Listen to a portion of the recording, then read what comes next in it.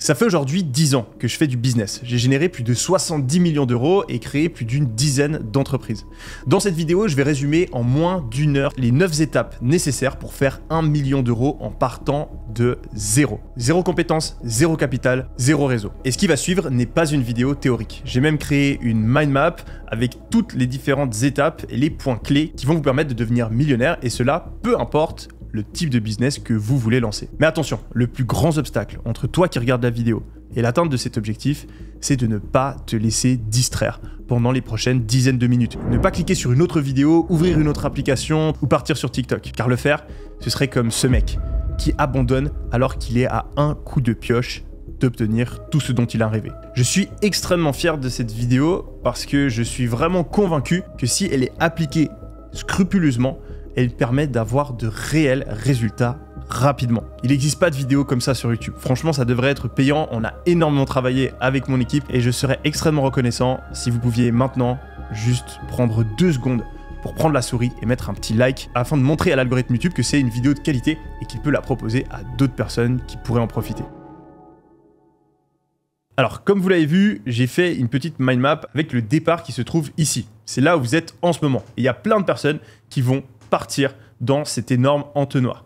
Ils vont ensuite devoir passer à travers ces différentes étapes pour au final descendre jusqu'à l'objectif final qui est de devenir millionnaire.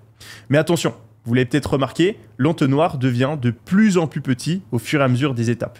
Parce qu'il y a plein de personnes qui vont foirer ici, il y a plein de personnes qui vont foirer là, il y a plein de personnes qui vont foirer ici, etc. etc. Ce qui fait qu'à la fin, il reste uniquement un tout petit nombre de personnes qui deviennent millionnaires. Mais je peux vous assurer que si vous ne foirez pas à une de ces étapes, vous allez obtenir des résultats dans le business. Du coup, c'est très important de valider chacune des étapes. Vous allez voir, on va commencer par les bases, mais c'est là où il y a énormément de personnes qui foirent. Et ensuite, quand on va arriver vers les étapes 4, 5, 6, 7, 8, ça va devenir de plus en plus compliqué. Mais si vous voulez vraiment réussir dans le business, eh bien, ça ne va pas être facile, vous vous en doutez bien. Du coup, qu'est-ce que c'est la première étape? La première grosse étape, ça va être d'apprendre à apprendre. Et ça paraît basique, mais énormément de personnes foirent à ce niveau-là. Et en fait, du coup, ils se pensent que le problème, c'est au niveau du marketing, du choix du business. Mais en fait, rien à voir. Ils se font juste la plus grosse erreur que l'on peut faire, qui n'est de pas savoir apprendre. Et c'est pas leur faute. À l'école, on n'apprend pas comment apprendre. Et c'est d'ailleurs pour ça qu'énormément de personnes foirent toute leur vie. Parce qu'ils n'ont pas la base des bases. Et oui, parce que si on sait apprendre, aucun problème n'est insurmontable. On ne sait pas comment faire 1 million, on va apprendre à faire 1 million. On ne sait pas comment trouver une copine, on va apprendre à trouver une copine. On ne sait pas comment régler ses problèmes de couple, on va apprendre à régler ses problèmes de couple. Tout problème, toute difficulté, toute souffrance que vous avez dans votre vie est liée au fait que vous n'avez pas encore appris quelque chose, vous n'avez pas encore acquis une compétence. C'est la chose la plus importante que vous devez absolument savoir faire, apprendre à apprendre. Et il y a 2 choses que vous allez devoir mettre en place immédiatement si vous voulez obtenir des résultats. La première chose, c'est de se demander pourquoi ça marche au lieu de se demander pourquoi ça ne marche pas. Andreessen Horowitz, milliardaire et un des meilleurs investisseurs de tous les temps, a dit lors d'un interview qu'il y avait une chose qui faisait la différence entre un très bon investisseur et un mauvais investisseur. Et cette chose-là, c'est la capacité à comprendre pourquoi une idée pourrait marcher. La plupart des investisseurs, quand un entrepreneur vient et qu'il leur propose une idée de business, eh ben, leur réaction, ça va être de réfléchir pourquoi ça ne va pas marcher. Et donc, ils vont trouver tous les petits défauts de l'idée de la personne. À l'inverse, un très bon investisseur, il va réfléchir comment est-ce que cette idée pourrait marcher. Et c'est en se forçant d'évaluer les idées des investisseurs, non pas par leurs défauts, mais par leur potentiel, qu'Andreessen Horowitz a investi dans certaines des plus grandes entreprises du monde. Eh bien, il faut faire exactement la même chose avec l'apprentissage. Quand vous regardez une vidéo YouTube, quand vous recevez le conseil d'un entrepreneur ou que vous lisez un livre, il faut arrêter de vous poser la question « Ah, est-ce que ce conseil il marche vraiment ? Ah, mais non, moi je suis pas d'accord avec ce conseil. » Non, il faut faire l'inverse. Il faut se dire « Pourquoi est-ce que le conseil que je suis en train de recevoir marche ? Pourquoi est-ce que l'auteur de ce livre a raison ? Pourquoi est-ce que le mec qui fait cette vidéo YouTube a compris quelque chose que j'ai pas compris ? Et comment est-ce que son conseil va me permettre de réussir? Ça peut paraître évident, mais c'est une erreur que fait tout le monde, moi le premier. On va lire un livre, certains conseils on va être d'accord avec, et du coup on va les appliquer, et d'autres conseils on va pas être d'accord avec. Et du coup, on va se dire « Ah oui, non, bah ça je vais pas mettre en place ». Mais ça, c'est une énorme connerie. Parce que la plupart des erreurs, on les fait pas parce qu'on ne sait pas quelque chose, on les fait parce qu'on pense quelque chose de faux. Et ouais, il y a deux manières de faire une erreur. Si par exemple, vous ne savez pas quelle est la capitale de la Belgique, eh ben, vous pouvez apprendre que c'est Bruxelles. Mais si vous êtes convaincu que la capitale de la Suisse, c'est Genève, vous n'allez jamais chercher. Pire encore, on va peut-être vous le dire, mais vous allez vous dire « Ah non, non, c'est faux ». Et donc, vous n'allez pas changer votre avis qui est faux, parce que la capitale, c'est Berne. Eh bien, dans l'apprentissage, c'est exactement la même chose. Si vous vous contentez d'appliquer toutes les choses qui sont logiques, qui sont évidentes, vous êtes déjà en train de les faire. Là où vous êtes en train de foirer, c'est parce que vous faites quelque chose en pensant que c'est juste, mais c'est faux. Et c'est pour ça que quand on apprend, on ne peut pas sélectionner les conseils. Il faut appliquer absolument tout. Le plus grand conseil que je peux vous donner aujourd'hui par rapport à l'apprentissage, c'est de trouver la personne qui est la plus qualifiée pour vous donner des conseils par rapport à votre objectif. Donc si vous voulez vous améliorer en séduction, vous trouvez le meilleur bouquin sur la séduction, le meilleur coach en séduction. Si vous voulez vous améliorer en business, vous trouvez le meilleur livre pour lancer un business en partant de zéro, la meilleure formation, la meilleure vidéo YouTube, le meilleur coach. Et ensuite, vous répliquez exactement tous les conseils. Et surtout si vous n'êtes pas d'accord avec un conseil. Mais vraiment, c'est super important de comprendre. Si vous répliquez exactement tous les conseils d'un mentor, vous ne prenez aucun risque. Enfin oui, vous prenez le risque d'avoir les mêmes résultats que lui. Si vous appliquez exactement tous les conseils d'un millionnaire, vous prenez uniquement le risque de répliquer les erreurs que lui y fait. Et donc d'atteindre son niveau, de rester bloqué à 1 million plutôt que 2 millions. Et intuitivement, ça paraît bizarre parce qu'on n'a pas envie de faire des trucs avec lesquels on n'est pas d'accord. Si on voit un conseil dans une vidéo YouTube, on est là, ouais, non mais lui il dit n'importe quoi, je suis pas d'accord avec ce conseil-là, etc. C'est très contre-intuitif de le mettre en place. Parce qu'on se dit, mais non, je vais pas faire un truc qui est faux. Et on n'a pas envie de se tromper. Mais ce qu'il faut comprendre, c'est qu'on prend beaucoup plus de risques à faire ce qu'on pense nous-mêmes qui est juste, plutôt que de faire ce que un millionnaire ou un mentor trouve qui est juste. Imaginez un pari fictif. Vous arrivez dans une pièce et il y a votre pote, de ce côté-là de la table, qui a exactement la même vie que vous, les mêmes résultats que vous, la même expérience que vous, les mêmes compétences que vous. De l'autre côté de la table, il y a un mec qui est millionnaire ou multimillionnaire et qui est ultra expérimenté dans le business. Et les deux, ils sont pas d'accord. De qui est-ce que vous allez suivre le conseil? Du millionnaire. C'est évident. Mais ce n'est pas ce que vous faites dans la vie de tous les jours. Dans la vie de tous les jours, vous allez regarder une vidéo YouTube d'un mec qui est multimillionnaire, il va vous dire un truc, et vous allez être là, non, je suis pas d'accord. Et vous n'allez pas le faire. Et c'est là que vous foirez. Et c'est là que tout le monde foire. Parce qu'on a un ego, on pense qu'on a raison. Mais si on avait si raison que ça, eh bien, ce serait inutile de recevoir des conseils. Si vous lisez des livres, si vous vous formez, c'est bien parce qu'il y a certaines choses que vous ne savez pas. C'est bien parce que vous êtes en train de faire des erreurs. Et la manière la plus efficace d'éviter d'arrêter de faire ces erreurs, c'est quand on n'est pas d'accord avec un conseil, de se dire pourquoi est-ce que cette personne a raison plutôt que de se dire pourquoi est-ce que cette personne a tort. Et c'est d'appliquer absolument tous les conseils du meilleur expert sur le domaine avant de juger s'ils sont pertinents ou pas. Demandez-vous pourquoi ce conseil est juste plutôt que de vous demander pourquoi ce conseil est faux. Si vous n'êtes pas d'accord avec un de vos mentors, il y a 90% de chances pour que ce soit vous qui ayez tort. Et même plus loin, appliquez tout simplement tous les conseils que vous recevez quand ils viennent d'une personne qui est plus loin que vous dans le business. Et vous pourrez juger de la validité de ces conseils uniquement après les avoir appliqués. Posez-vous la question. Qu'est-ce qui est le plus important pour vous? Avoir raison ou avoir des résultats? Si votre but c'est d'avoir des résultats, la meilleure méthode, ça va être d'appliquer à la lettre tous les conseils que vous allez recevoir, même si, et surtout, vous n'êtes pas d'accord. Donc ça, c'est la première étape. Vous allez voir que là, déjà, on perd la moitié des gens. On perd la moitié des gens. Il y a beaucoup de gens qui sont d'accord là, maintenant, en regardant la vidéo. Mais vous allez voir que dans les minutes qui vont suivre, il va y avoir un conseil là que je vais donner. Et tout d'un coup, ils vont se dire « Ah oui, non, ça, je suis pas d'accord. » Ils vont pas le faire. Donc c'est assez ouf comme le cerveau marche. Parce que je peux vous assurer que là, ce truc-là, je me suis cassé la tête pour le faire. Je peux vous promettre qu'il n'y a aucun monde où vous appliquez parfaitement toutes les étapes que je viens de mentionner et vous faites pas de l'argent avec votre business. Il n'y a aucun monde. J'ai lancé des dizaines de produits, d'offres différentes, etc. À chaque fois, je gagne de l'argent. Parce que le business, c'est comme faire du vélo. Une fois qu'on sait faire du vélo, on sait faire du vélo. C'est une compétence. C'est comme parler anglais. Vous savez parler anglais, vous savez parler anglais. Vous savez faire du vélo, vous savez faire du vélo. C'est pas de la chance, c'est pas être au bon endroit au bon moment. C'est simplement une compétence à acquérir. Si vous faites toutes ces étapes correctement, pendant assez longtemps, il n'y a aucun monde où vous ne gagnez pas d'argent grâce à votre business. Si ça ne marche pas pour vous, vous êtes forcément bloqué à un des endroits de cet entonnoir. Il y a forcément un endroit où vous ne passez pas. Et la plupart du temps, c'est parce que vous avez dans votre tête un avis qui est faux vous vous rendez pas compte qu'il est faux, et donc vous n'appliquez pas un certain conseil, et donc vous n'obtenez pas de résultat. Étape numéro 2, développer un mindset de tueur. Alors, le mindset, il y a des dizaines de vidéos sur YouTube à propos de ça. Aujourd'hui, je vais être très très concret. Le mindset, c'est 2 trucs. 2 trucs très simples. Premièrement, ça va être d'apprendre à changer son identité. Mot-clé apprendre, hein. C'est pour ça que j'ai mis apprendre avant. Parce que si vous n'êtes pas capable d'apprendre, le mindset, il va rester le même. Donc maintenant que vous avez déjà la base de l'apprentissage, eh bien, vous allez réussir à changer votre mindset. Et vous allez réussir à changer votre identité. Qu'est-ce que ça veut dire changer son identité? Ça va être de changer profondément comment vous réfléchissez et comment vous agissez. Pour réussir dans le business, il faut réussir à transformer son identité d'un mec normal, salarié, qui n'a pas de compétences particulières, à entrepreneur à succès. Et ça va passer par beaucoup de travail, développer des compétences, mais aussi changer de mentalité. Aujourd'hui, si vous n'avez pas de succès dans le business, vous avez forcément des croyances limitantes. Vous pensez peut-être que vous ne pouvez pas le faire.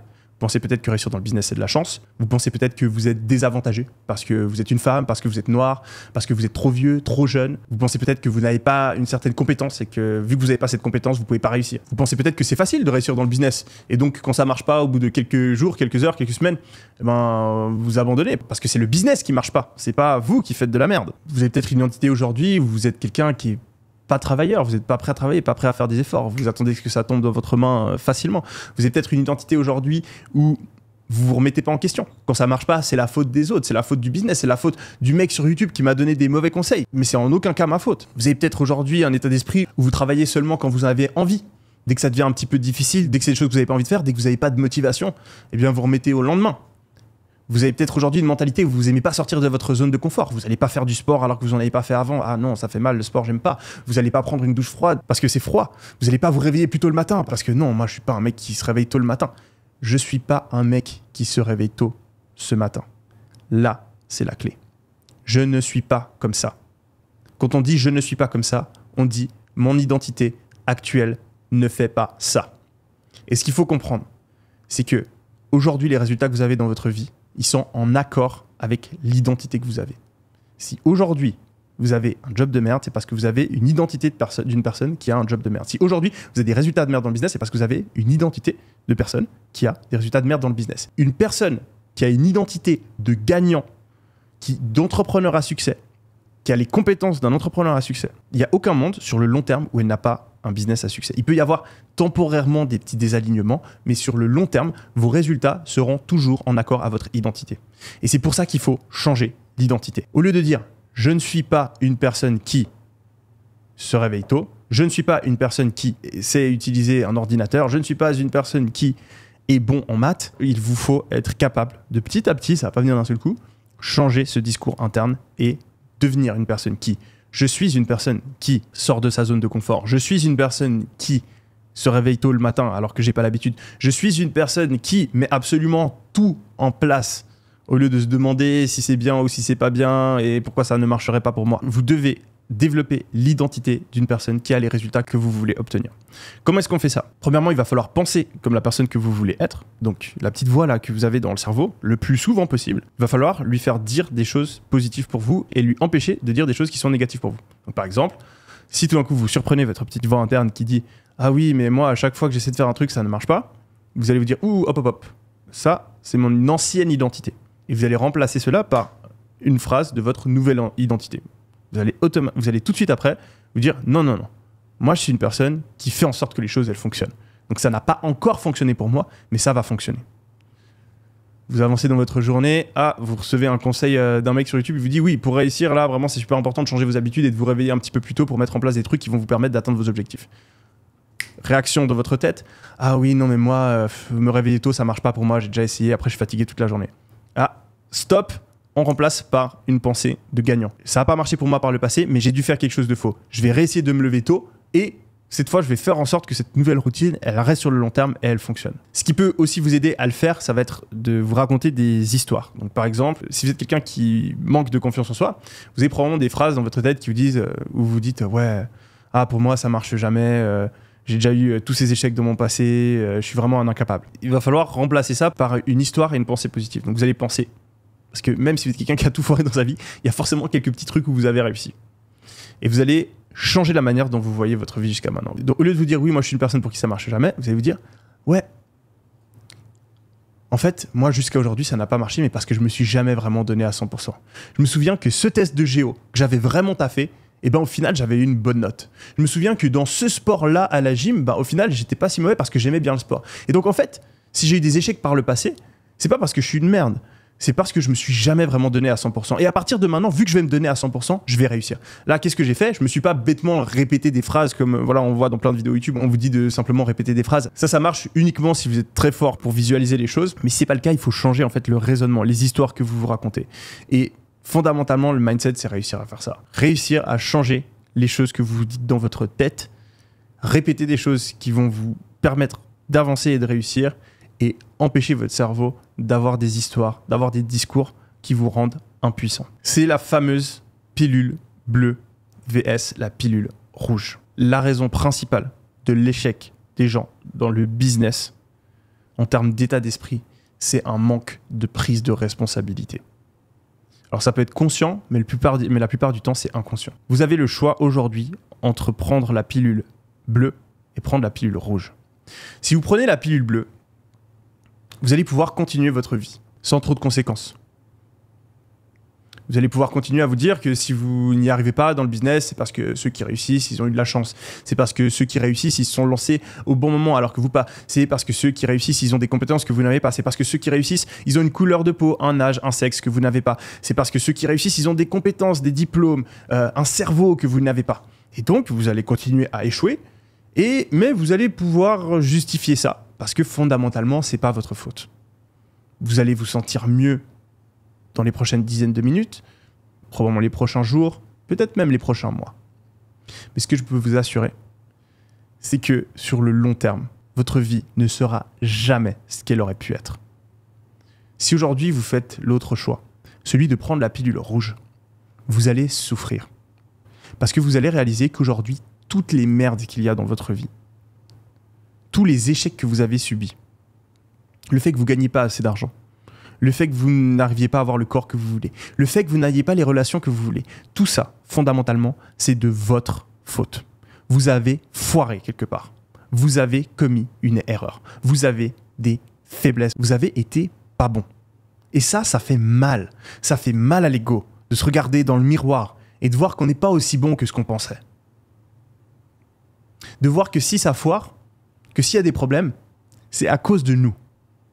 Ça fait mal. Pendant les prochaines dizaines de minutes, si vous réalisez vraiment ce que je suis en train de dire, vous allez vous regarder dans la glace et ça va faire mal. Pendant les prochaines heures aussi, pendant les prochains jours aussi.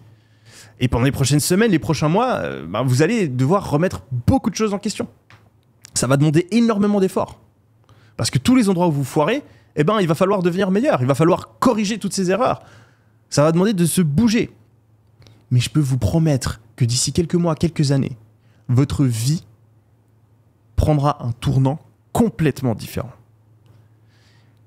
Est-ce que vous prenez la pilule bleue et vous restez dans cette illusion? Est-ce que vous restez dans la matrice où voilà, vous vivez votre petite vie avec un pseudo-confort et vous n'avez pas d'énormes combats devant vous? Ou est-ce que vous prenez la pilule rouge, vous regardez la réalité en face, vous vous rendez compte qu'il y a plein de problèmes, qu'il y a une énorme guerre que vous allez devoir mener, que la réalité est bien plus dure que celle que vous aviez imaginée, que tous les problèmes, tout ce qui ne va pas dans votre vie, c'est à cause de vous. Et ensuite, vous menez cet énorme combat, mais derrière, vous atteignez une vie plus belle que vous n'auriez jamais pu imaginer. Si vous êtes capable de prendre à 100% vos responsabilités et de changer votre identité, changer ce qui se passe dans votre tête pour avoir un discours et un état d'esprit de personne qui réussit, eh bien vous aurez passé la deuxième étape. Et attention, encore une fois, beaucoup de gens vont être d'accord avec ce que je dis, beaucoup moins de personnes vont l'appliquer. Mais les personnes qui vont l'appliquer, elles vont arriver à la troisième étape. Et c'est encore une étape où beaucoup de gens le foirent, c'est la productivité. Alors, la productivité, il y a beaucoup de personnes qui pensent que c'est simplement « Ah oui, comment est-ce que je m'organise ?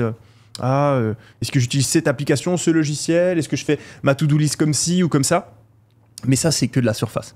La productivité, c'est ultra important. Concrètement, la productivité, c'est la base de tout. Parce que c'est bêtement et simplement la quantité et la qualité totale du travail que vous allez fournir.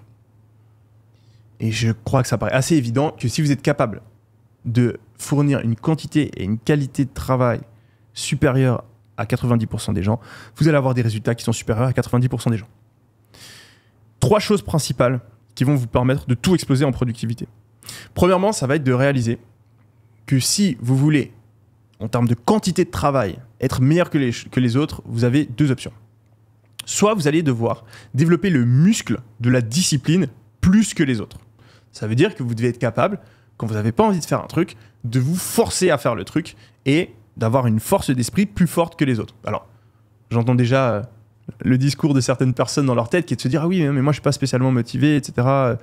J'arrive jamais à... quand j'étais à l'école, j'arrivais pas à travailler autant que les autres. Quand j'étais à l'entraînement, j'arrivais pas à soulever autant de poids ou à courir aussi longtemps que les autres, etc. » Ok. Ça, c'était jusqu'à maintenant. On a une nouvelle identité maintenant. Et surtout, il faut comprendre que c'est un muscle. La première fois que vous allez à la salle, vous allez soulever des tout petits poids. La première fois que vous allez vous forcer à faire quelque chose que vous n'avez pas envie de faire, ça va être très difficile. Mais si, jour après jour, vous continuez à le faire, si jour après jour, vous continuez à aller à la salle, eh bien, tout d'un coup, vous prenez un poids un petit peu plus lourd, et puis un petit peu plus lourd, et puis un petit peu plus lourd. Eh bien, c'est exactement la même chose. Si aujourd'hui, vous vous forcez à travailler peut-être un petit peu plus longtemps, à mettre en place un petit peu plus ce que vous voyez dans cette vidéo que ce que vous faites d'habitude, eh bien, le lendemain, vous aurez entraîné ce muscle et vous pourrez faire encore un petit peu plus, encore un petit peu plus. Et toutes les personnes que vous voyez sur Internet ou à l'université ou au travail, qui sont capables de travailler plus que vous, c'est juste qu'ils ont fait ça. C'est juste que plus tôt, dans leur jeunesse, peut-être qu'ils avaient des parents ou des profs qui les ont motivés à travailler plus, et en fait, ils se sont habitués à se forcer à faire des trucs qu'ils n'avaient pas envie de faire, plus que vous. C'est comme quelqu'un, il est à la salle, il a juste soulevé plus de poids que vous. Et donc oui, si vous rentrez les deux à la salle, bah lui va pouvoir prendre le gros poids direct, et vous allez galérer, vous allez commencer avec le petit poids. Mais ça, c'est juste maintenant. Dans 6 mois, vous pouvez être le mec qui soulève le plus gros poids. Dans 6 mois, vous pouvez être le mec qui a le plus de discipline.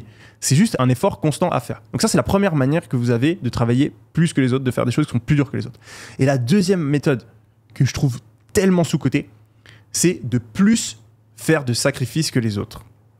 De plus supprimer de choses que les autres. Je vous donne un exemple. Demain, imaginons que c'est le week-end, vous n'avez rien à faire, c'est dimanche, vous devez travailler sur votre business. Vous n'avez pas envie de faire de la prospection. Vous détestez la prospection. Alors, la première méthode, ça va être de se forcer. Entraîner ce muscle de la discipline. Ok, je fais la prospection alors même que j'en ai pas envie. L'autre méthode, ça va être de supprimer des choses qu'on a envie de faire de notre vie pour rendre plus facile les choses qu'on n'a pas envie de faire. Donc, vous allez, par exemple, mettre un code sur votre téléphone qui vous empêche d'accéder aux réseaux sociaux avant 18h. Donc, c'est-à-dire qu'avant 18h, vous ne pouvez pas aller sur TikTok, vous ne pouvez pas aller sur Instagram, vous ne pouvez pas aller sur YouTube, vous pouvez strictement rien faire. Ou, encore mieux, vous allez supprimer tous ces réseaux sociaux. Vous allez aussi supprimer les jeux vidéo qu'il y a chez vous. Et vous allez enlever tous ces trucs-là, qui sont des trucs ultra excitants et que vous avez envie de faire. Et donc, le dimanche, vous avez le choix entre rester assis sur une chaise à votre bureau à rien foutre, peut-être lire un livre et faire de la prospection. Et je peux vous assurer que quand il n'y a pas tous ces trucs fun que vous avez à disposition, eh bien en fait, faire de la prospection, ça devient beaucoup plus facile. Mais ça, on s'en rend pas compte avant de l'avoir expérimenté. Moi, je suis devenu un malade par rapport à ça. En fait, sur mon téléphone, il n'y a plus aucun réseau social. J'ai pas de jeux vidéo, j'ai pas de télé, j'ai pas de nourriture malsaine, je regarde pas de porno, je bois pas d'alcool. Tous ces trucs-là qui sont fun, je les fais pas. Et du coup, pour moi, concrètement, j'ai le choix quand je me réveille de rester dans mon lit et rien faire, d'aller faire une balade, de lire un livre peut-être, ou de travailler. Et je peux vous assurer que du coup, travailler, c'est super facile. Parce que le cerveau fonctionne par contraste. Si vous avez une activité qui procure ça de dopamine, ça d'excitation, comme aller sur TikTok, et à côté, vous avez une activité qui procure ça de dopamine, comme lire un livre ou travailler sur votre business, faire ça, là, c'est super dur pour votre cerveau. Et si à l'inverse, vous supprimez toutes ces choses-là de votre vie qui libèrent beaucoup de dopamine, et vous avez le choix entre des trucs qui font ça ou ça ou ça de dopamine, eh bien, faire ça, c'est super facile. Donc, à vous de choisir. Soit vous devenez un mec ultra fort en discipline pour vous forcer, soit vous supprimez toutes ces conneries comme les réseaux sociaux qui vous apportent pas grand-chose dans votre vie, mais qui déséquilibrent complètement votre cerveau. Donc ça, super important, soit vous créez le muscle, soit vous supprimez. Deuxième chose de productivité qu'il va falloir comprendre, c'est le 80-20. Vous l'avez déjà entendu 40 fois, mais c'est super important de le comprendre et j'ai un exemple parfait pour identifier son importance. Imaginez-vous que vous êtes quelqu'un qui récolte des noix de coco. Et donc, vous avez une énorme plantation de cocotiers. Il y a des milliers de cocotiers. Ces cocotiers, ils sont ultra hauts. Donc, vous ne voyez pas le nombre de noix de coco qu'il y a tout en haut. Et donc, avec vos potes, vous vous réveillez chaque matin, vous montez en haut du cocotier, ça vous prend des heures de montée, et puis des fois vous arrivez en haut, il y a une noix de coco, et vous êtes là, merde, putain, j'ai travaillé pendant des heures juste pour une noix de coco, et des fois vous êtes chanceux, vous montez en haut du cocotier, et vous récoltez 25 noix de coco d'un coup. Et donc voilà, des fois vous êtes chanceux, des fois vous n'êtes pas chanceux, mais tous les jours, vous prenez le prochain cocotier. Ça, c'est ce que fait la plupart des gens. Tous les jours, ils veulent obtenir des résultats, et ils vont faire certaines tâches, les tâches voilà, qu'on leur propose, les trucs qu'ils pensent peut-être être bien, et voilà, ils font les tâches, et puis des fois les tâches, elles leur permettent d'avancer énormément, et des fois les tâches, ne sont pas si utiles que ça, et donc elles permettent pas trop d'avancer. Et là, un jour, il y a un mec, il a une idée. Il se réveille le matin, et au lieu de juste aller sur le prochain cocotier, il prend un drone, et avec le drone, hop, il s'envole, et il va regarder en haut des cocotiers, et il voit tous les cocotiers qui ont beaucoup de noix de coco. Il les marque, il se dit, ok, ce matin, je vais faire ces 2 cocotiers, l'après-midi, je vais faire ces cocotiers-là, et puis le jour d'après, je fais ces cocotiers-là, etc. Et du coup, il grimpe pour la journée que sur 3 cocotiers, et il a 10 fois plus de noix de coco que ses potes qui ont juste pris le prochain cocotier. Ça paraît évident que c'est une bonne idée de faire ça. Mais il n'y a personne qui le fait dans la vie réelle. Parce que la semaine passée, vous avez fait plein de tâches. Vous avez travaillé des dizaines d'heures. Mais il y a certaines des tâches que vous avez accomplies qui vous ont fourni aucun résultat. Et il y en a d'autres qui ont fait une énorme différence. Parce que comme le dit la loi de Pareto, 20% des tâches procurent 80% des résultats, 80% des tâches procurent 20% des résultats. 20% des cocotiers ont 80% des noix de coco, 80% des cocotiers ont 20% des noix de coco. Et il faut prendre ce drone pour identifier quels sont les cocotiers. Il faut se poser à un moment de votre journée ou à un moment de votre semaine et se demander quels sont les cocotiers les plus importants à conquérir cette semaine. Quelles sont les tâches qui vont vraiment me faire atteindre mon objectif? Et pas juste faire les prochains trucs. Parce que si vous le faites, vous allez aller très très très très très lentement. Et le mec qui fait l'effort de se poser la question quelle est la tâche la plus importante pour atteindre mon objectif tous les jours, tous les mois, toutes les semaines, eh bien, il va avoir des résultats qui sont 10, 100 fois supérieurs à vous. Troisième truc super important pour la productivité, ça va être ce que j'appelle le time boxing. Donc, chaque semaine, vous vous posez, vous réfléchissez, ok, par rapport à mon business, quelles sont les tâches les plus importantes qui vont vraiment faire la différence? Vous les identifiez. La plupart des gens ne font pas ça, mais même parmi les personnes qui le font, ils ont cette espèce de to-do list. Ah oui, il faut que je fasse ça, c'est ça les trucs les plus importants. Peut-être même qu'ils s'assignent un jour pour le faire, mais au final, rien ne se passe. Ce qui va faire une énorme différence, et vraiment, avant de l'avoir appliqué, on ne se rend pas compte de la différence que ça fait. Donc, si vous n'êtes pas d'accord avec moi, on se rappelle, on revient à l'étape numéro 1, appliquez ce que je dis avant de le juger. Si vous appliquez ce que je dis, vous faites tout ce que je dis dans cette vidéo, et que ça ne marche pas, ok, après vous pourriez vous dire, ok, oui, j'ai appliqué ce que Emile a fait, je l'ai appliqué parfaitement, parce que la plupart du temps, quand les gens appliquent, ils font une connerie, donc essayez vraiment de l'appliquer parfaitement. Et si vous avez appliqué parfaitement les conseils de cette vidéo et que ça n'a pas marché, ok, vous pouvez disliker toutes mes vidéos, je m'en fous. Vous pouvez venir écrire quelque chose dans les commentaires, j'ai tout appliqué, ça marche pas, vous aurez raison, c'est super. Mais je peux vous assurer que si vous le faites vraiment avec de la bonne volonté, vous allez voir à quel point ça marche. Donc, essayez de faire du time boxing. Le time boxing, ça va être de non seulement identifier les tâches qui sont les plus importantes, mais de les planifier dans votre agenda. Donc vous pouvez utiliser Google Calendar, qui est un calendrier en ligne, où vous pouvez avoir un petit notebook si vous préférez. Et tous les jours, vous avez ce que vous devez faire, les tâches les plus importantes, et vous avez le moment de la journée où vous allez le faire et le temps que ça va prendre. Donc oui, au départ, vous allez peut-être pas savoir estimer, vous allez vous dire oui, ça me prend 1 heure et au final ça prend 2 heures, ou inversement, vous allez devoir réarranger votre emploi du temps. C'est pas grave.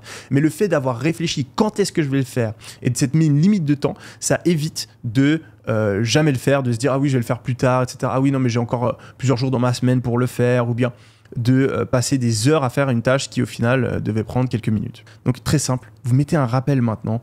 Tous les lundis ou tous les dimanches ou tous les samedis, vous planifiez toute votre semaine, vous mettez dans votre calendrier quand est-ce que je vais faire quoi, et vous utilisez ce muscle de la détermination, ce muscle de la discipline pour le faire. Si vous voyez que c'est trop difficile, ça demande trop d'efforts, supprimez les choses de votre vie qui procurent trop d'excitation. Si vous n'avez pas de motivation, c'est probablement parce que vous avez trop d'activités trop stimulantes dans votre vie. Étape numéro 4, ça va être de trouver une idée de business. Il y a énormément de personnes qui foirent à ce niveau-là, soit parce qu'ils ne choisissent pas d'idée, ils hésitent, ils se lancent jamais.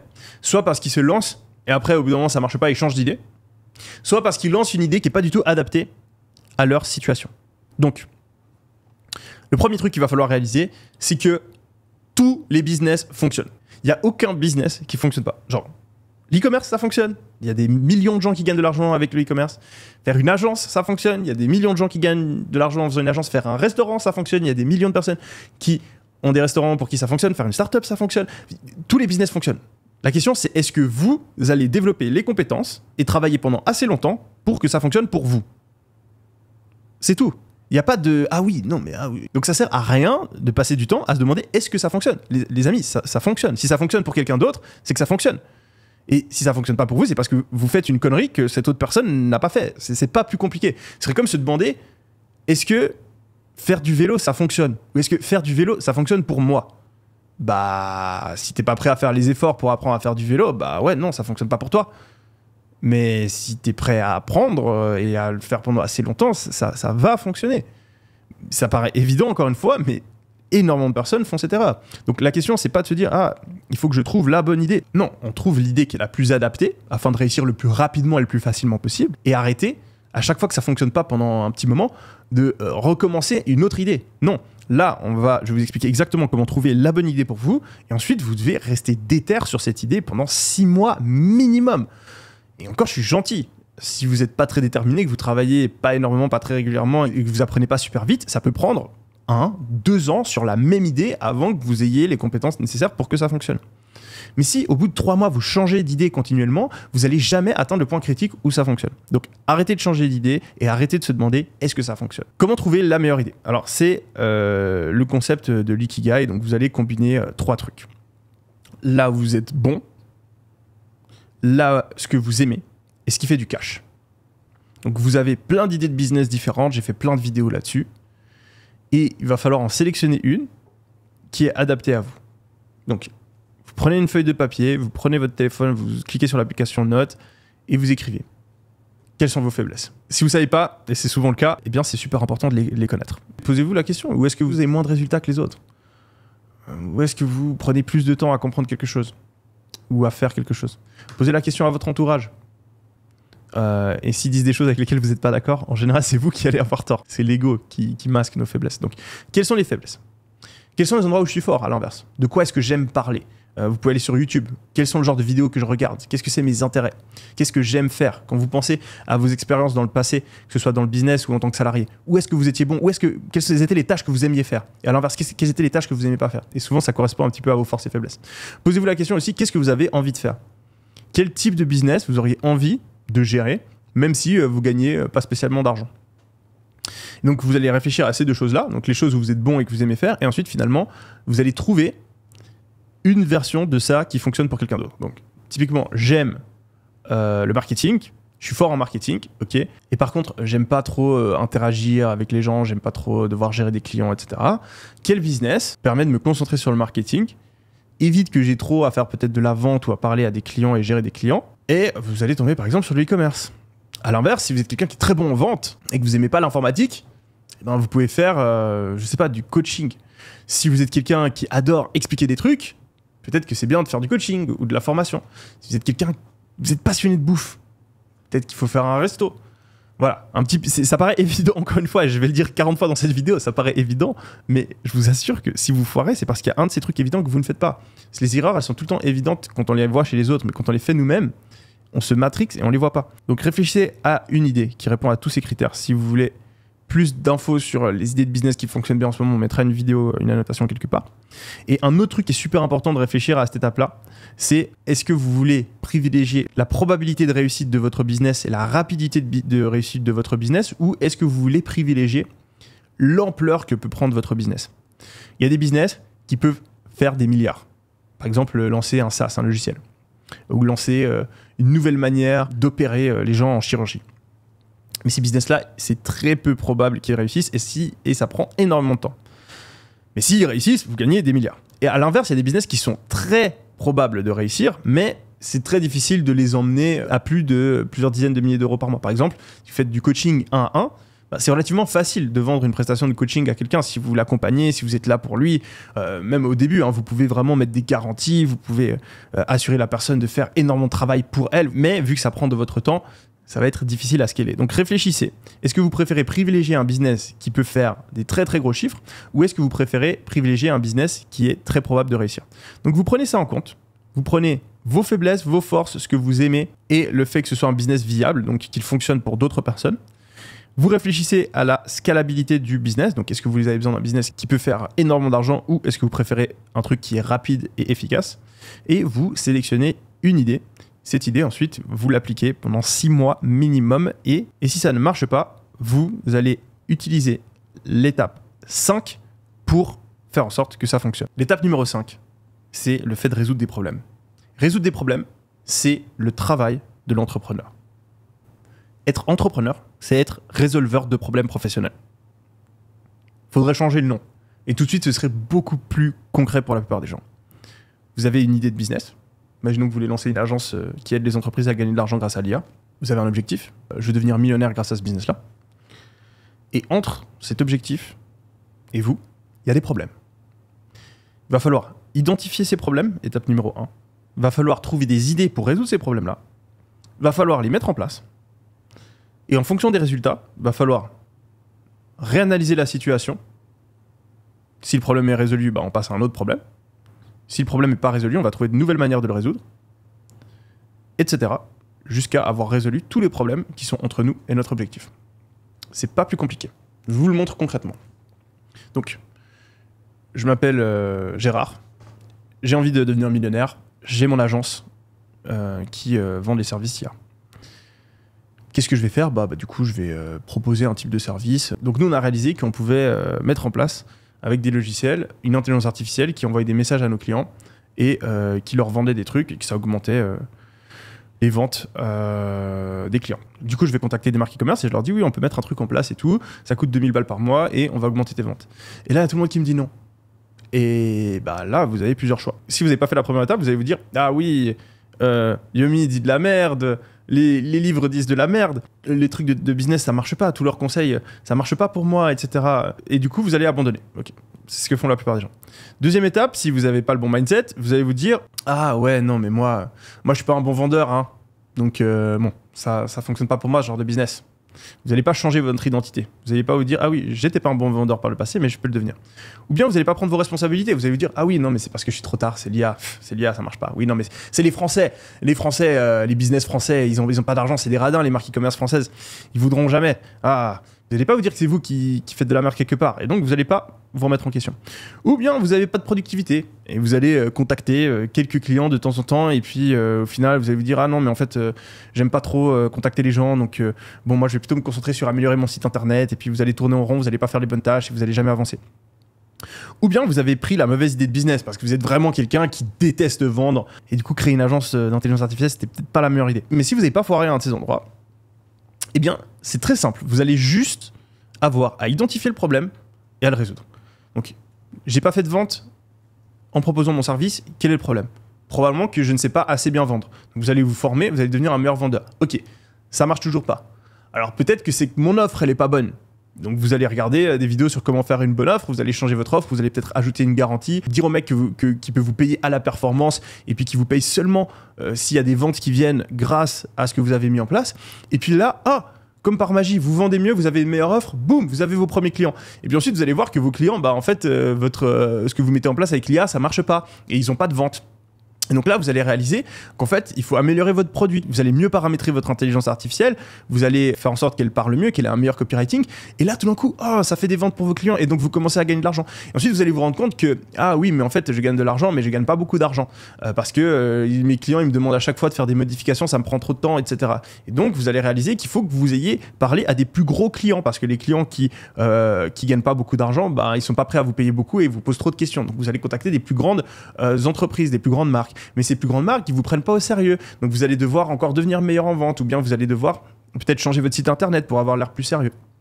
Et ensuite, vous commencez à gagner de l'argent avec les grandes marques et puis vous allez vous rendre compte que vous avez trop de clients, donc vous n'avez pas de temps. Donc du coup, un nouveau problème. Ah oui, j'ai pas de temps.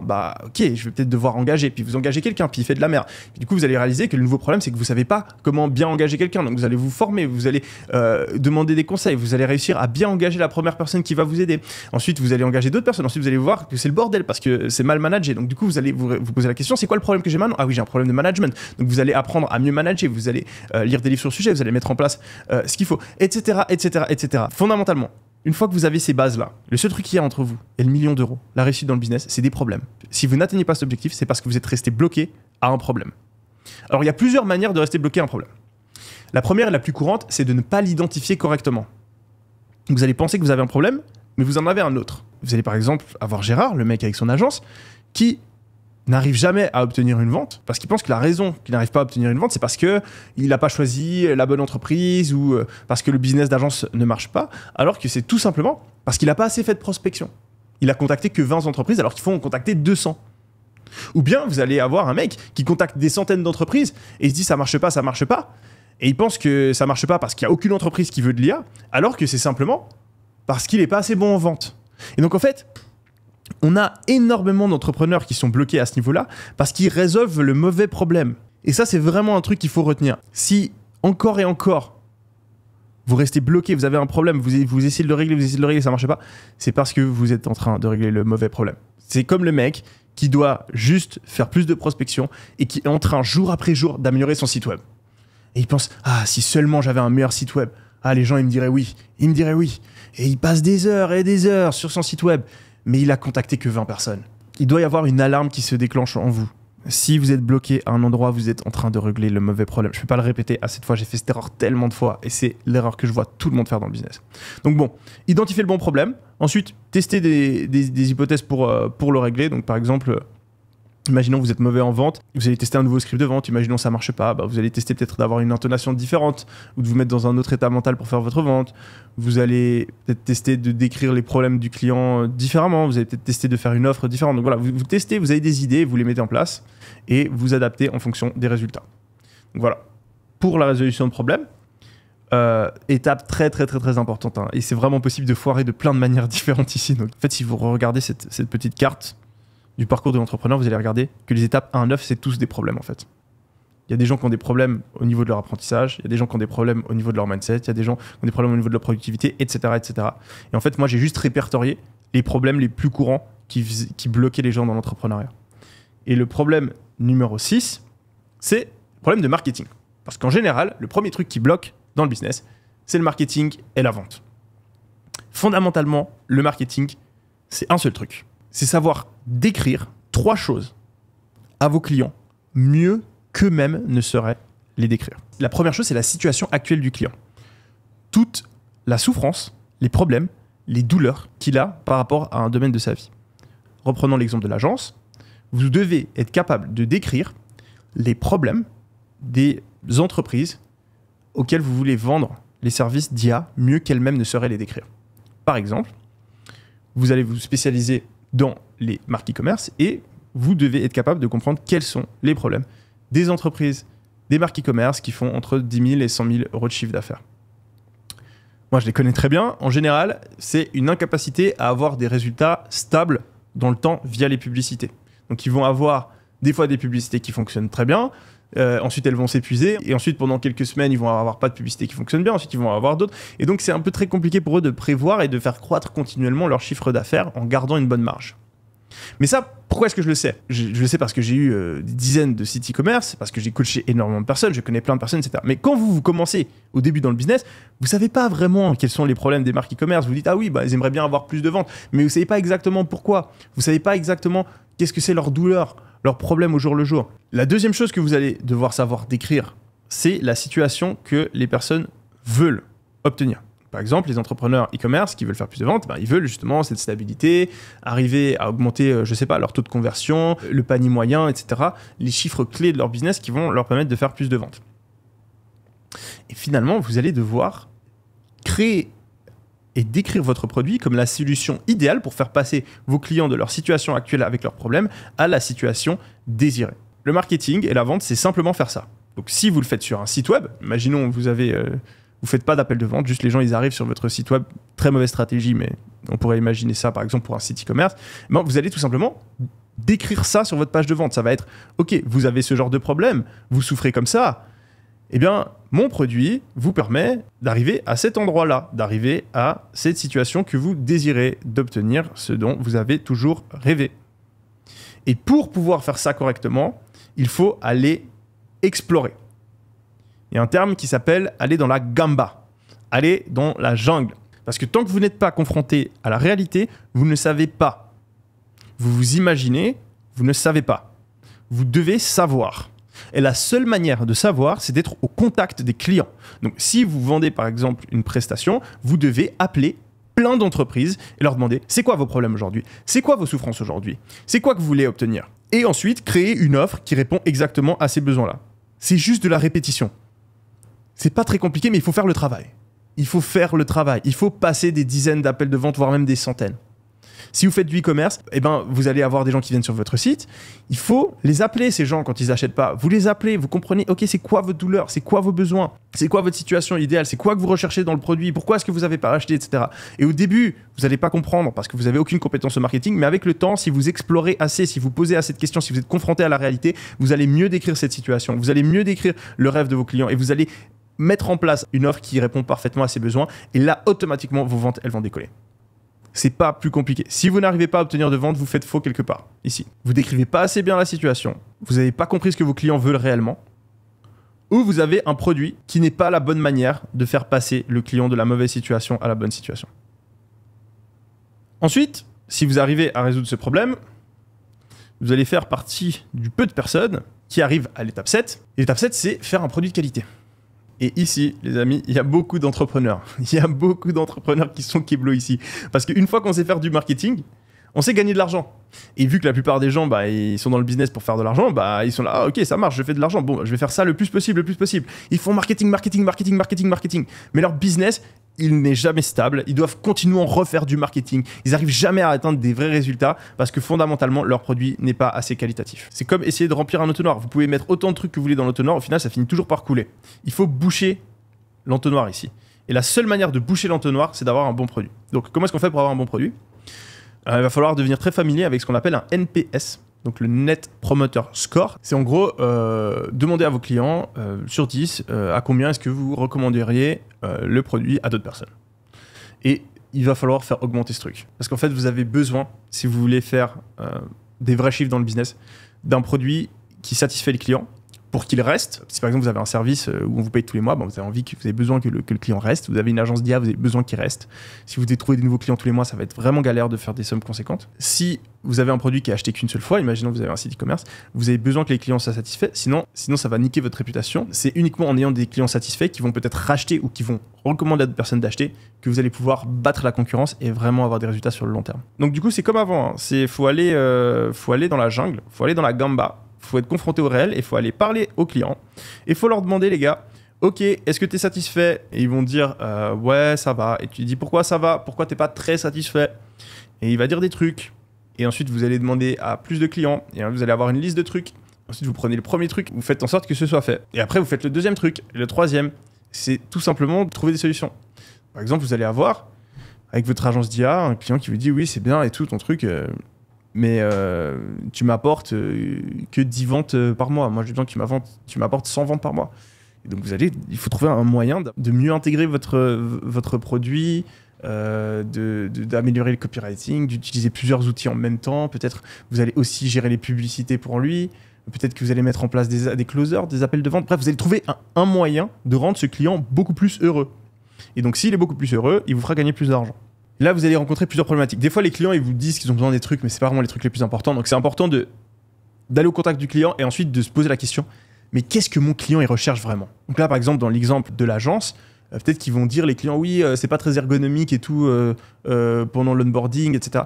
Et concrètement, oui, peut-être que c'est le cas. Peut-être que la personne qui interagit avec votre client, elle n'est pas super joviale, etc. Et que du coup, le client n'est pas content. Mais fondamentalement, qu'est-ce que le client il veut le plus?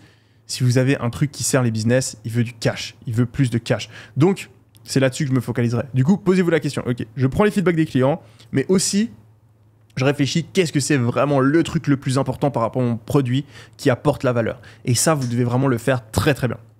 Et le deuxième truc que vous allez devoir comprendre, c'est comment faire en sorte pour que je rende les clients vraiment contents et que cette valeur que j'apporte, je puisse la faire pour plein de gens en même temps. Ça dépend du business. Par exemple, si vous avez cette agence, le problème que vous allez avoir, c'est peut-être que vous arrivez à rendre 2 clients très très contents. Parce que vous les gérez personnellement, vous êtes à leurs petits soins, vous mettez tout en place parfaitement, etc. Mais au bout d'un moment, vous avez trop de clients en même temps, donc vous n'arrivez pas à le faire assez bien. Ou bien vous déléguez à quelqu'un et il fait un peu de la merde. Et ça prend trop de temps. Et donc, ben, votre offre, elle marche à petite échelle, mais elle ne marche pas à grande échelle. Et c'est là où se différencient les bons entrepreneurs des très bons entrepreneurs. Il y a plein d'entrepreneurs qui savent vendre, qui vont réussir à faire un petit peu d'argent, mais ceux qui vont gagner beaucoup d'argent, c'est ceux qui vont réussir à créer un produit qui satisfait vraiment les clients et qui peuvent le faire de manière scalable, qui peuvent le faire pour beaucoup de clients. Parce que rendre très heureux un client, c'est facile. Rendre très heureux 1000 clients, ça demande de savoir mettre en place des process, d'avoir un truc systématique et d'avoir un produit qui marche à grande échelle. Et pour le faire, un des trucs qui va être super important, c'est l'étape numéro 8, et c'est de devenir bon dans les opérations.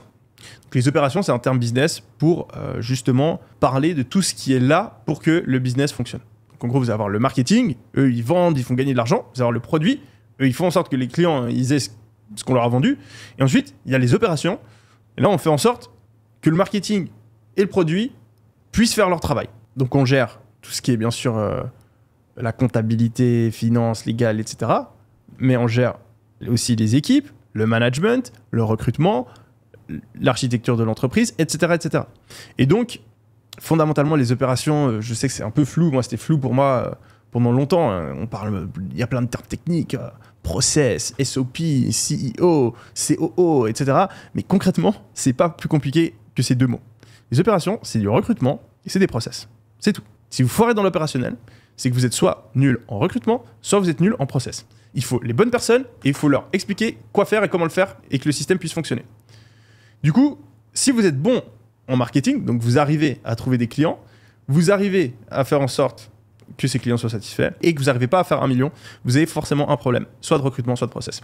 Donc, comment est-ce qu'on fait pour bien recruter ? La base du recrutement, ça va être de savoir trouver les personnes qu'on a envie de recruter. Donc, on va faire ce qu'on appelle une scorecard, une liste de à quoi ressemble la personne dont on a besoin. Et ça, c'est pas facile parce que si vous êtes entrepreneur pour la première fois, vous savez même pas ce que c'est un CO, vous savez pas ce que c'est un bon CO, vous savez même pas ce que c'est un mec qui gère bien le support client, vous savez pas ce que c'est un mec qui est un bon vendeur, un bon closer, vous n'en avez aucune idée, vous savez pas à quoi ça ressemble, vous savez pas comment le trouver, etc. Et donc ça prend du temps. Et c'est pour ça qu'il y a autant de personnes qui foirent, hein, parce que les amis, c'est très simple, ça prend du temps et ça demande de la patience, ça demande de la remise en question et ça demande des efforts. C'est comme apprendre n'importe quel sport et c'est pour ça qu'il y a autant de personnes qui foirent. Mais concrètement, vous allez devoir recruter quelqu'un, ça va pas être la bonne personne, vous allez devoir la virer, ça va être difficile, il y a plein de gens qui vont pas le faire, donc ils vont se retrouver avec quelqu'un qui est nul, qui va empoisonner leur business pendant plusieurs années jusqu'au moment où ils vont se rendre compte qu'il aurait fallu le virer tout de suite. Si vous avez un doute sur un collaborateur, c'est que c'est pas le bon. S'il y a un doute, il y a pas de doute. Je le dis et je sais que vous allez quand même faire l'erreur, on me l'a dit des centaines de fois, j'ai quand même fait l'erreur. Ça n'arrive quasiment jamais qu'il y ait un collaborateur, au début il est pas bon, et ensuite avec le temps il devient bon. Ce qui arrive, c'est qu'il y a des gens qui sont bons au début et qui deviennent pas bons, mais des gens pas bons qui deviennent bons, ça n'arrive presque jamais. Donc si vous avez un collaborateur après 1 mois, 2 mois, il est pas bon, c'est probablement que c'est pas le bon. Et donc du coup, vous allez recruter quelqu'un, ça va pas être le bon, vous allez recruter quelqu'un d'autre, ça va pas être le bon. Et au fur et à mesure du temps, vous allez devenir meilleur en recrutement et donc vous allez pouvoir mieux recruter jusqu'au moment où vous engagez un recruteur. Ça, c'est le hack. Ça simplifie beaucoup la vie. Et ensuite, il y a le deuxième problème qui est les process. Donc vous pouvez avoir les bonnes personnes, mais vu que vous leur avez pas expliqué bien comment faire et que vous n'avez pas mis en place une structure qui est efficace, il va y avoir des problèmes. Et ça, plus vous avez d'employés, plus ça devient compliqué. Parce que gérer des grandes équipes, ça demande des process qui sont vraiment carrés. Et par process, j'entends simplement marche à suivre. Définir les rôles des personnes, quelles sont leurs responsabilités, comment est-ce qu'il faut faire les choses. Mais ça peut être des trucs tout cons. Moi, par exemple, j'ai plein d'éditeurs et à chaque fois, ils faisaient les mêmes conneries. Par exemple, les sous-titres sur mes shorts, des fois, ils les mettaient de côté. Et donc, en fait, si on n'a pas de process, ça veut dire qu'à chaque nouveau monteur qu'on recrute, on doit leur dire « Oui, non, mais attends, mais mets pas les trucs de côté. » Et ensuite, au bout d'un moment, on fait un process où on a une feuille et à chaque nouveau monteur, c'est écrit choses à faire, choses à ne pas faire. Et dans les choses à ne pas faire, il y a mettre les sous-titres de côté, par exemple. Et donc, on évite que cette erreur elle soit reproduite. Ça, c'est un process. C'est une manière de faire les choses. Et si vous voulez devenir bon dans le business, il va falloir recruter les bonnes personnes et il va falloir mettre en place les bons process. Et si ça ne fonctionne pas, c'est forcément que vous avez foiré quelque part. Soit vous n'avez pas recruté la bonne personne. Donc vous avez le cas de figure où vous expliquez plusieurs fois, vous refaites le process, vous coachez, etc. Et ça marche toujours pas. Là, c'est parce que vous n'avez pas la bonne personne. Et vous avez l'autre cas de figure où vous recrutez et ça marche jamais. Là, vous n'avez pas le bon process. Donc essayez d'identifier où est-ce que vous faites une erreur, corrigez-la, trouvez une solution à ce problème et vous pourrez passer à la dernière étape qui est d'avoir le bon niveau d'intelligence financière. Si vous voulez devenir millionnaire, il va falloir accumuler 1 million de plus que vous ne dépensez. Et le problème, c'est que beaucoup de personnes se focalisent là sur le vert, sur l'argent qu'on gagne, mais ils se focalisent pas trop sur l'argent qu'on perd. Et donc il va y avoir des gens qui font énormément d'argent grâce à leur business, parce que tout d'un coup tout fonctionne bien, et ils le claquent n'importe comment. Et à la fin, ils ont pas de thunes. Oui, il va y avoir des gens qui gagnent pas mal d'argent, mais en fait ils ont tellement de coûts qu'au final le bénéfice à la fin du mois il est pas très élevé. Et c'est très courant, il y a plein de gens qui sont en mode « Ouais, moi je réinvestis tout l'argent que je gagne dans mon business ». T'es là, bah ouais, pas forcément. Peut-être aussi que tu fais pas de bénéf. Et donc, savoir générer un vrai profit, donc gagner plus qu'on dépense dans le business, mais aussi en dehors du business, ça va tout changer. Parce que si plus vous gagnez d'argent, plus vous dépensez d'argent, donc vous changez votre mode de vie, vous avez une nouvelle voiture, vous avez un nouvel appart, vous allez en boîte de nuit, etc. Au final, vous ne serez jamais millionnaire. Donc il faut garder le même mode de vie, vous changez pas votre mode de vie ou un tout petit peu, et vous gagnez de plus en plus pendant une longue période pour gagner assez d'argent. Un autre truc très important, c'est la première règle par rapport au fait d'investir de l'argent, selon Warren Buffett, je crois, en tout cas tous les grands investisseurs, c'est ne perds pas l'argent. Parce que beaucoup de gens, quand ils commencent à gagner de l'argent, ils s'enflamment et ils veulent investir l'argent et du coup ils investissent dans des trucs qu'ils ne comprennent pas, ils se font arnaquer ou ils prennent trop de risques et ils perdent toute leur thune. Et moi ça je l'ai vu plein de fois, hein, des mecs qui font plein d'argent avec leur business et au final ils se retrouvent fauchés parce qu'ils ont décidé d'investir dans un truc chelou où ils ont réinvesti tout leur argent pour lancer un autre business ou ils ont voulu investir dans leur business et ils ont acheté plein de stocks et après leurs stocks ils se vendent pas et puis bah, ils ont perdu tout l'argent qu'ils ont gagné. Donc faire attention, ne jamais prendre trop de risques, surtout au début, ne jamais tout perdre l'argent qu'on vient de gagner durement. Et si vous voulez investir, parce que franchement pour devenir millionnaire, c'est pas nécessaire d'investir, mais si vous voulez investir, comprenez qu'il y a deux types d'investissement. Il y a le passif et l'actif. Passif, c'est quand on met son argent dans un endroit, on le laisse travailler, on se prend pas la tête. Et actif, c'est quand on va essayer d'aller choisir le meilleur investissement, on va comparer des trucs, on va négocier un investissement spécial dans un pays, etc. On va faire du trading, on va aller vendre, réacheter, on va analyser les graphes, on va regarder les news, tous ces trucs-là. On va essayer de faire un deal immobilier super chelou. Ça, là, c'est une énorme erreur que font plein de gens. Si vous avez décidé de faire investisseur professionnel, c'est votre but, c'est ce que vous kiffez, ok, faites ça. Mais si vous avez décidé d'être entrepreneur, l'investissement, ça doit juste être un moyen de faire fructifier votre argent. Ça ne doit pas être l'endroit où vous travaillez. Vous ne devez pas perdre du temps à investir. Ça doit être un truc que vous pouvez faire passivement. Warren Buffett, je ne sais plus exactement comment il l'a dit. Donc, Warren Buffett, qui est le meilleur investisseur de tous les temps, il a dit « Moi, à moins d'être ultra bon en investissement, ce que je vous recommande, c'est d'investir dans le S&P 500. » Le S&P 500, c'est les 500 plus grandes entreprises américaines. Qui a ce qu'on appelle des ETF, donc des fonds qui peuvent placer l'argent pour vous dans ces 500 entreprises. On se souvient, et ça va nous faire un petit rappel, qu'est-ce qu'on a vu au début de la vidéo? On applique avant de juger. On fait ce que les meilleurs experts nous disent de faire. Donc avant de se dire, oui, moi j'ai vu une vidéo YouTube, j'ai lu un livre et j'ai réfléchi que en fait, le meilleur investissement, c'est de combiner ces 3 cryptos et puis d'aller faire ce deal dans ce pays-là, dans l'immobilier. Personnellement, eh ben, avant de faire ça, faisons juste ce que le meilleur investisseur de tous les temps nous recommande. Est-ce que ce ne serait pas une bonne idée? Si vous êtes d'accord avec moi, eh bien ce que je vous recommande, avant que vous soyez millionnaire, c'est de ne pas perdre votre temps à regarder plein de vidéos d'investissement, pas vous prendre la tête, à regarder les news, à essayer de faire des trucs chelous. Mettez juste tout votre argent dans le S&P 500, comme le recommande Warren Buffett. C'est pas moi qui recommande ça, c'est Warren Buffett, le meilleur investisseur de tous les temps. Donc, prenez-vous pas la tête, il y a déjà assez de problèmes à régler, ok? On a tous ces trucs-là qu'on doit gérer, c'est une galère les amis, ça prend du temps, hein. Ça va prendre plusieurs années pour la plupart d'entre vous si vous n'abandonnez pas.